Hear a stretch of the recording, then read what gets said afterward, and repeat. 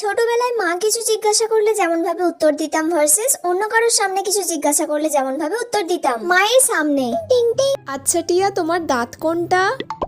ইতা তোমার চোখ কোনটা? ইতা তোমার কান কোনটা? ইতা।